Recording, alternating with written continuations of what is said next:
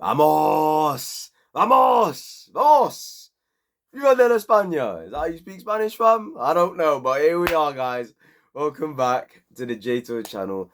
And this is your, excuse me there, bloody hell, mate. Anyway, um, this is your match review of Spain 2 de España. 2 Allez le bleu de la France. 1. 100%. What I'm about to say, I say it with my chest. Spain 100% deserved that victory. Absolutely well deserved. And I'm so happy that they're in the final. I'm not going to lie. Going into this game, I had a little bit of bias, wanting Spain to go through, just because it would have been so shameless to see France in a final, a little bit like England. Do you know what I mean? If they do the job tomorrow, we'll see. But Spain 100% deserve their win, man. I mean, they've been brilliant this tournament. The pressing, the football, the passing, the excitement, the defending. I think they answered quite a few questions today. I can't lie. Because going into this game, I was kind of worried that maybe France might win this game just because defensively they've been so good and no team has moved to them like that in this tournament. It's just about going forward. Can they finally rise? And in a game like this, considering how Spain have been playing, they had to rise. And as far as I'm concerned, they didn't. They didn't rise. Poor performance. Shocking performance. I mean, that second half, as far as I'm concerned, pathetic from France. Absolutely pathetic. They didn't even want to look like they wanted to score. The only player on that pitch that looked like he wanted France to actually go through, the only player on that pitch that wanted to do something and make an impact was Bicola. Kylian Mbappe tonight and just the tournament in general, shocking. Ousmane Dembele down that right hand side. That man, as far as I'm concerned, has wasted his potential. And the reason why I don't rate him is because of the 16-year-old kid that we're gonna come to soon. Because he's showing Dembele levels, and Dembele's gonna be touching 30 in a couple years' time, whilst Yamal ain't even touched 20 yet. It's absolute madness. Poor tonight, Dembele. Dembele's just that player that, you know, I've said this before in other videos, but I've been a big fan of Dembele before. You know, I used to be a big fan of this guy. You know, pace. He can dribble. He's unpredictable. You know, he's so good with both his feet. But the problem with this guy, and it stems all the way back from pre-Dortmund days, lack of cutting edge in the final third. When it comes to shooting, he doesn't have that. When it comes to decision making, he doesn't have that. When it comes to IQ, he just doesn't have it. For all the sort of attributes he has, he just never seems to ever be decisive. He's the most wasteful player I think I've ever seen watching football. You know, as a young guy who's been watching football for 10 plus years, I'd say, he's probably one of the most wasteful attackers I've ever seen. How can you have that many good attributes yet be so wasteful at the same time? It's absolutely shocking to me, man. And tonight, Cucurella really had a easy night against him. And I don't think Cucurella had his best game tonight. Do you know what I'm saying? Not saying he was awful or bad. I thought Cucurella was solid tonight.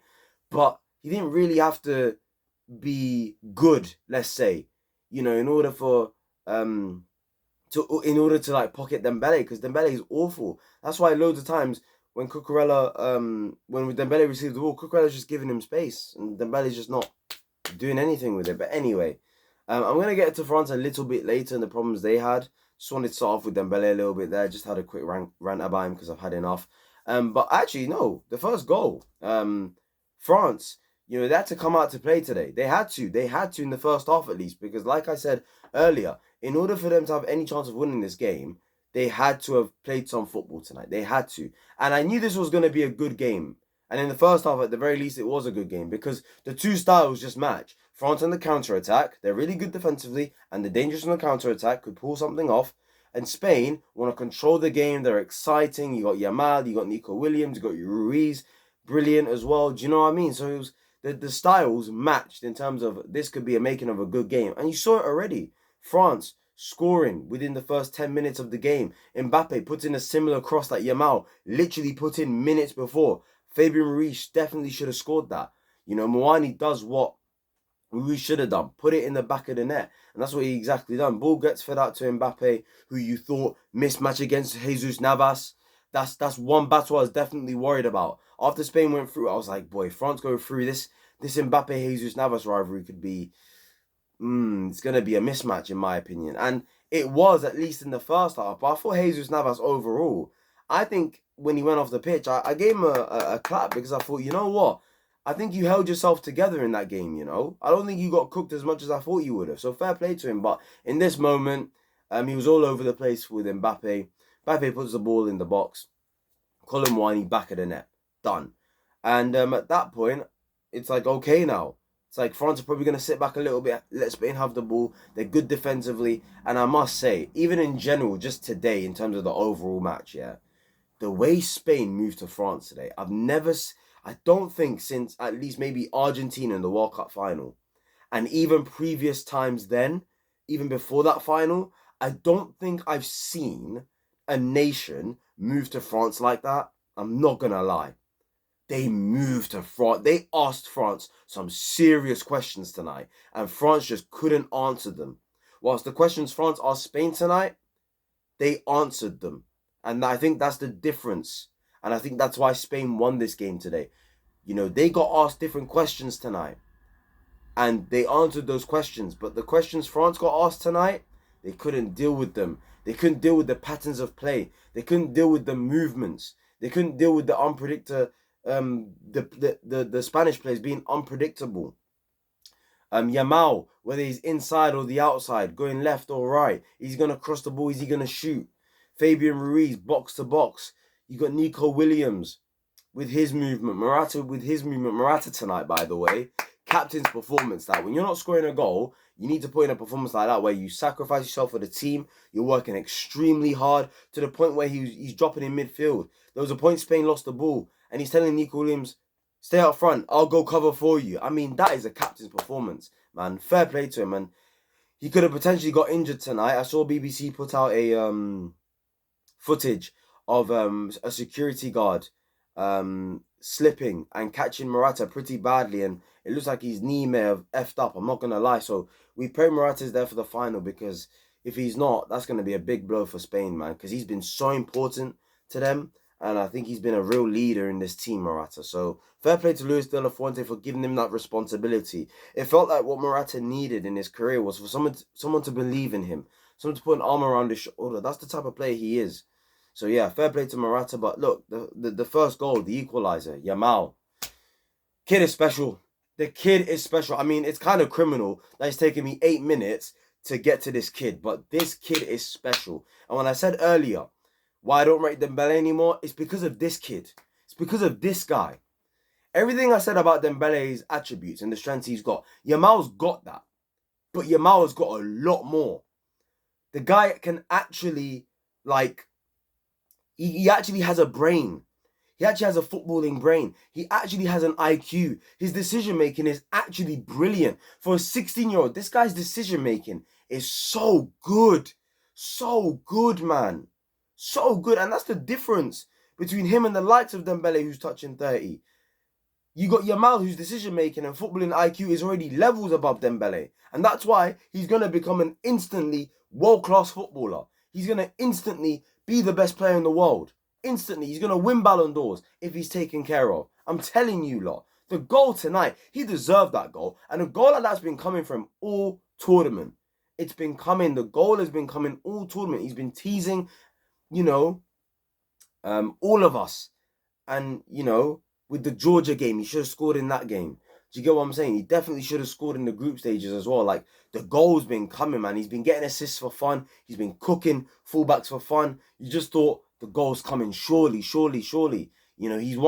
he scores one goal, he's the youngest player to score in a Euros tournament ever. Beating, I think it was either Ronaldo or Rooney. And to be fair, even if he had turned 17 and scored in the final, for example, he still would have been the youngest player. But to do it at 16, incredible. His birthday's in a few days' time. His birthday's the day before the final, and you got Nico Williams, in which his birthday is the day before Yamal's birthday, which is just crazy. They're gonna turn 22 and 17 respectfully. So young, so good, the pair of them. Absolutely brilliant, man. And what a goal it was. What a goal. What a goal. Cuts inside, sends Rabiot packing, who was talking crap before the game, saying, if Yamal he's going to want to get to the final, he's going to have to do a lot more than he already has. Well, you saw that.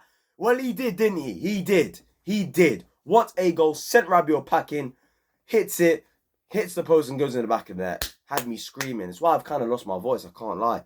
But yeah, man, the second goal, by the way, Dani Olmo. He's a baller. Baller. Did you see the touch before the goal? His 2 touches before he hit that ball. That. Football. That is the difference in culture. Yeah? How many players of other nations can do something like that? Control the football in the way that he did. He just took it down. He sent my man, he took a brilliant touch to get away from his man, sent him spinning, and then he hits it. He's on track to win the Golden Boot now. And this is a player that's only started 3 games, if I'm not wrong. No, 2 games.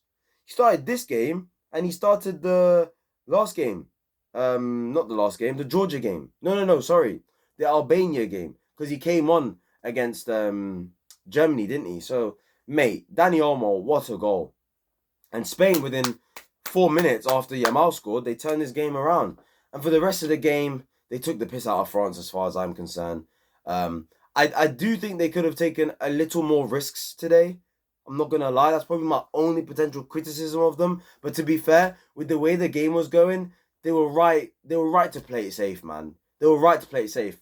Because as far as I'm concerned, France in the second half, pathetic performance. No urgency. They didn't want it as far as I'm concerned. They did not want it.